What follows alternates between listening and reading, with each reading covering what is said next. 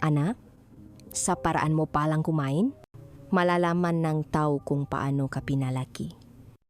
Sabihin mo nga kay mama, ano ang madapat tandaan kapag kumakain ng kanin?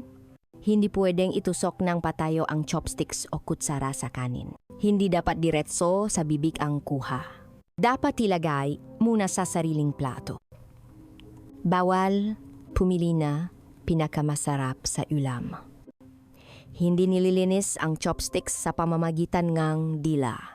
Hindi dapat ginagamit ang kubiertos na parang drumsticks sa pagampas. Kapag magsasandok para sa iba, dapat iba ang dulongang chopsticks ang gamitin. Huwag magsalita habang puno pa ang bibig.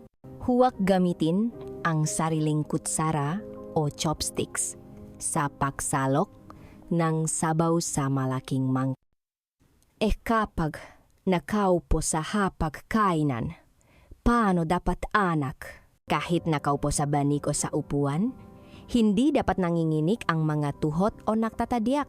Huwag maingay habang kumakain. Huwag ngumunguya ng may tunog. Huwag magsimulang kumain kung hindi pa kumakain ang matatanda. Kapag hindi pa tapos ang matatanda, kailangan magpaalam bago tumayo. Huwag basta-basta umalis sa hapag. Huwag magpapatuloy kumuha ng isang ulam kahit paborito mo. Kapag ubo, babaing, tumalikod muna sa hapag. Tama iyan, anak. At marami ka pang matututuhan tungkol sa asal sa hapagkainan. Unti-unti kitang tuturuan.